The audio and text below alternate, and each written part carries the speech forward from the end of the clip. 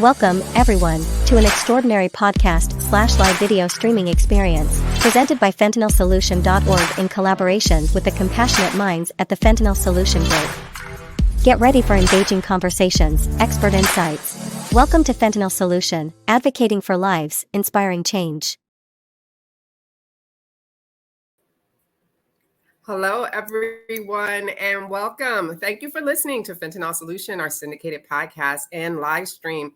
I'm Janice M. Celeste. I'm your host and president and CEO of fentanylsolution.org and also the Fentanyl Solution Group.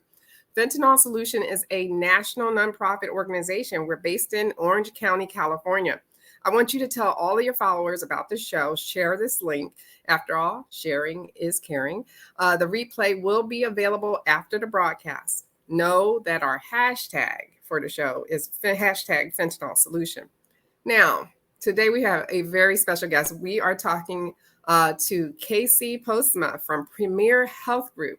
Now, she's boots on the ground. She works in the mental health and addiction space.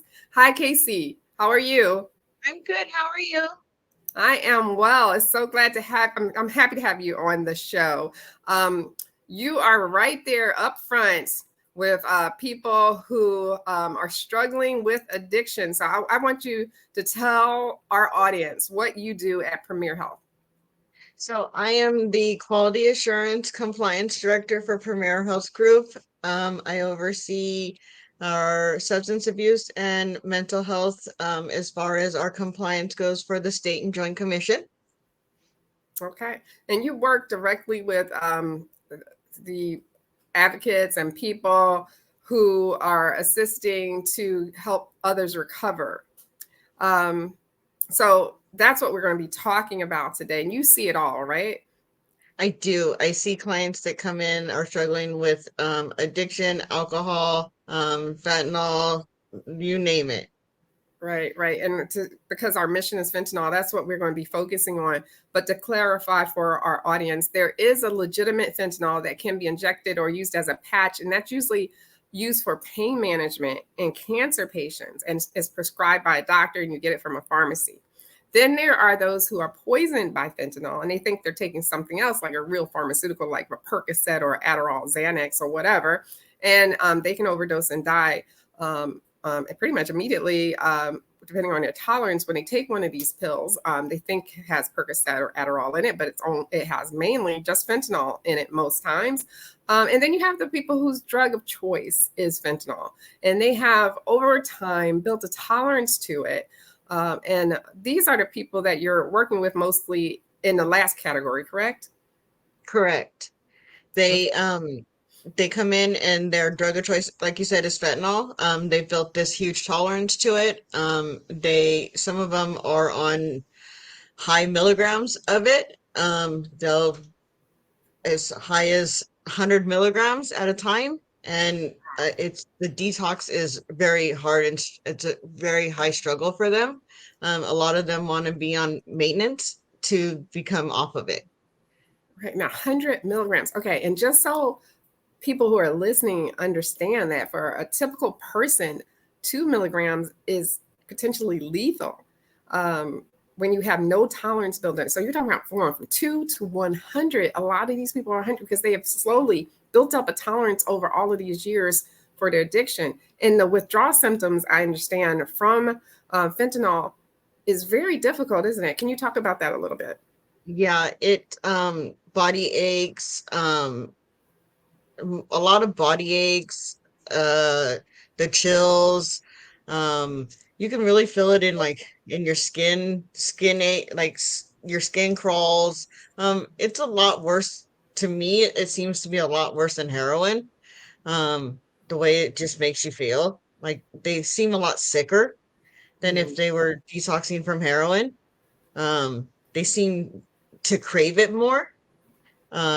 It's just a lot worse. Well, I'm going to say, because people who are listening, if they've never been through this, they don't understand that withdrawal can be very painful. Can you speak to that a little bit? So yeah, it makes you want to crawl. It feels like it makes you want to crawl out of your skin. Your whole body aches and hurts. Your bones ache. It just makes you want to curl up in a ball and just uh rock back and forth. Uh, you get vomiting, like I said, the body aches are really bad. The chills. It's not very fun at all to witness. And how long does it usually take for someone for the first time they're going into rehab to get better? How long do they usually stay? We keep clients for up to 30 days, but their detox is from about 7 to 10 days. Okay. And is it, am I correct that it takes probably about 8 times for someone to go through rehab that is serious about getting off a substance like this to be successful, or does it happen right away? Most clients honestly don't get it the first time, and those that do, I mean, that's amazing. Second, third time, probably. Uh, we get a lot of repeat clients.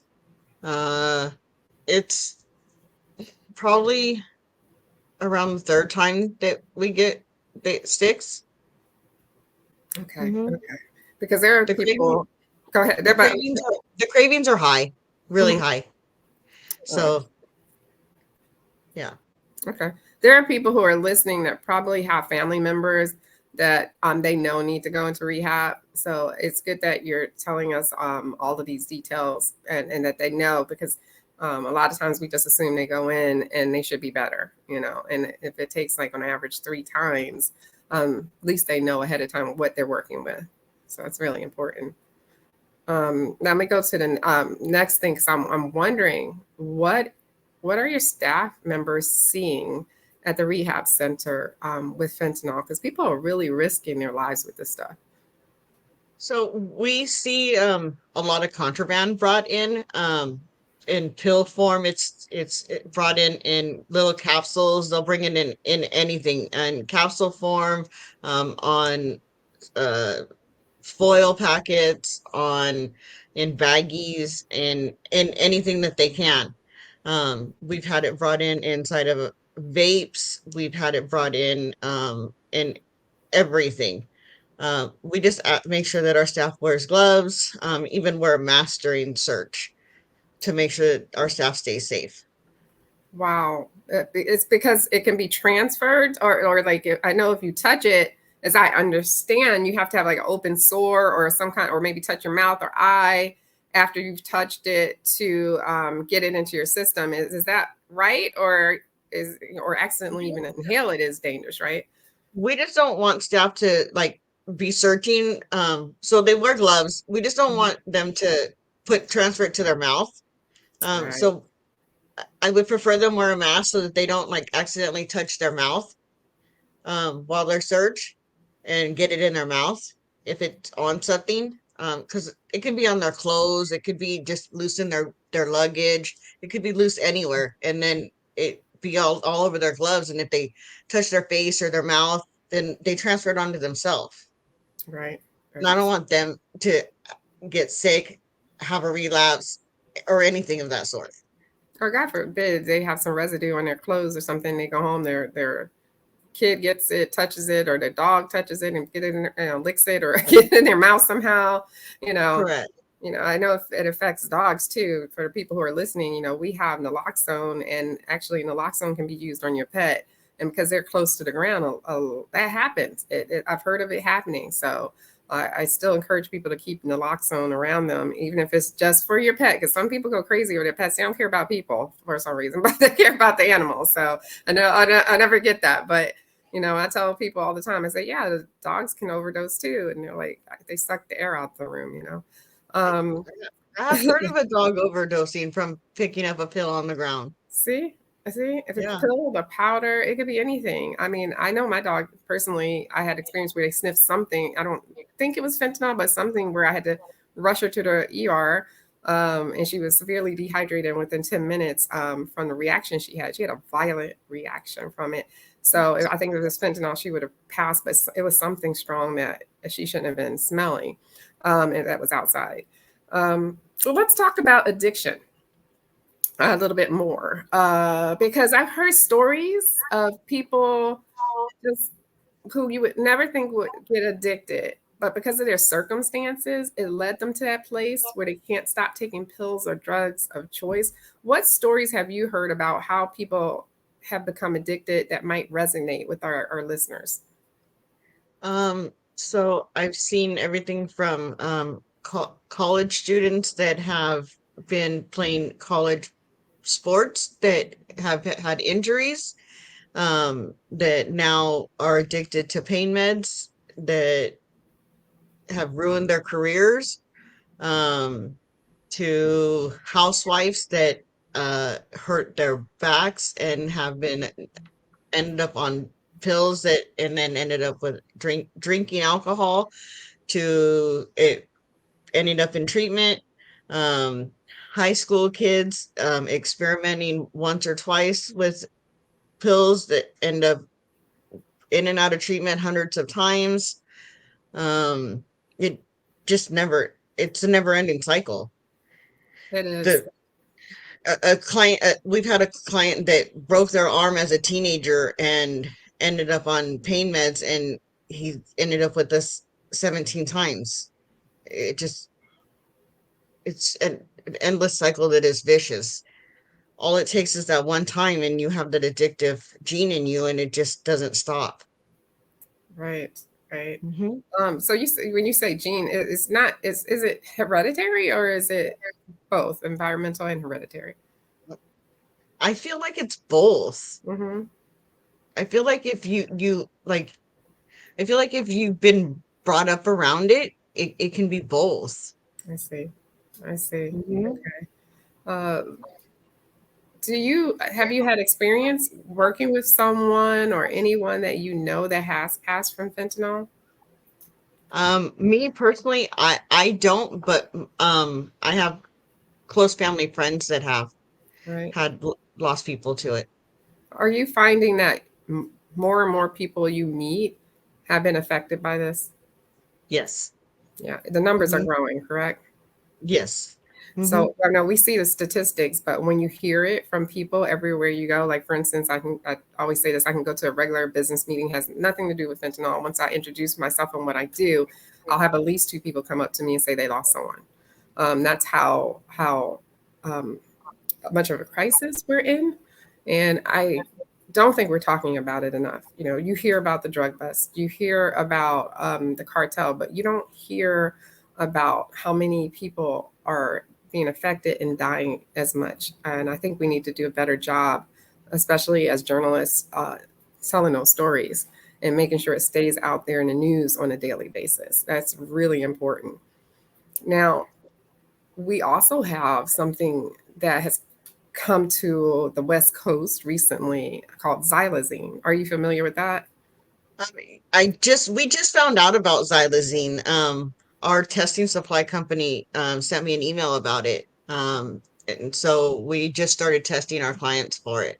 Okay. We've had two clients, I want to say two clients test positive for it so far. Whoa.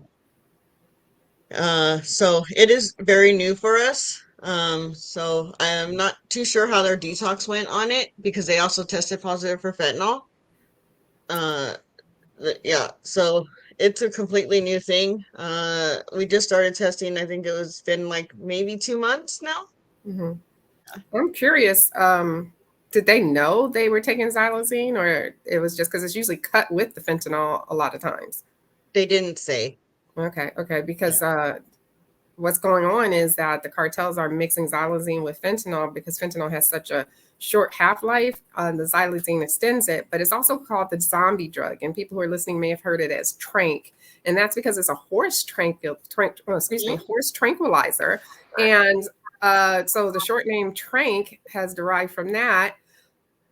And the problem is with it, as I understand, if you inject this trank, which is usually with fentanyl, wherever you inject it causes necrosis, right? So your skin starts to rot.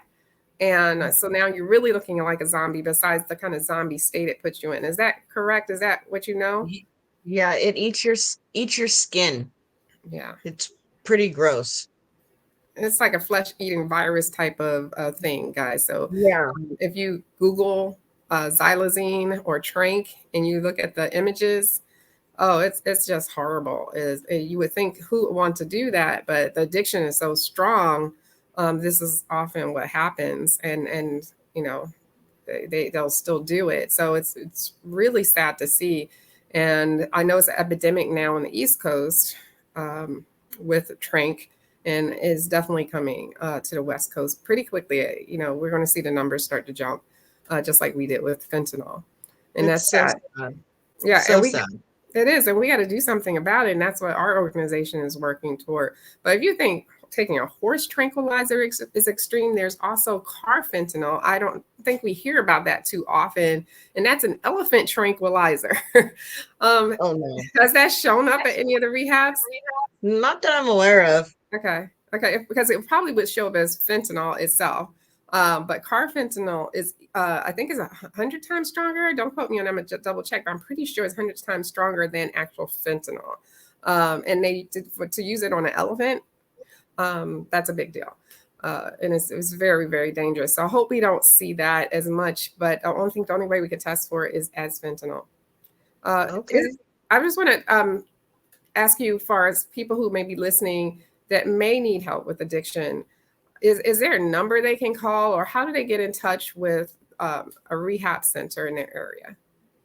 So for private insurance, they can Google Premier Health Group, and they can find us on the web. They can search and call our intake center. They can search Affinity Recovery and look us up that way, or Beachside Recovery, and they can call into our intake center.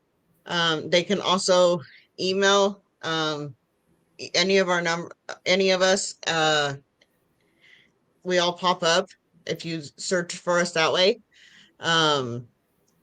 If you are Medi-Cal or Medicaid, you can look us up. Look up SASMA.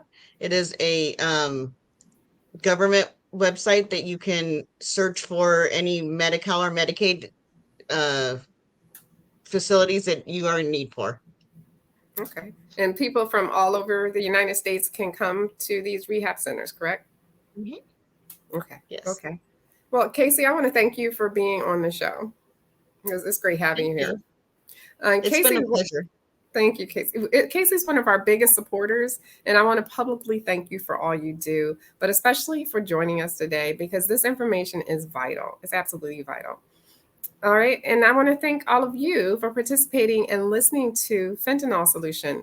We will be live on Facebook every Thursday at 2 p.m. This is a special broadcast, so we're bringing it to you early.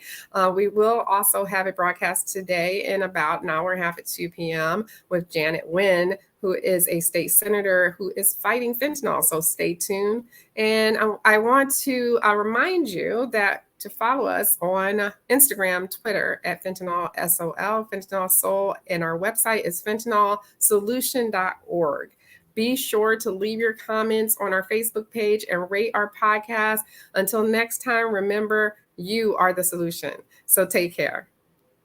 Thank you for joining us on this journey of awareness and compassion. Together, we can make a difference. This has been Fentanyl Solution, advocating for lives, inspiring change. Stay safe, and remember, you are the solution.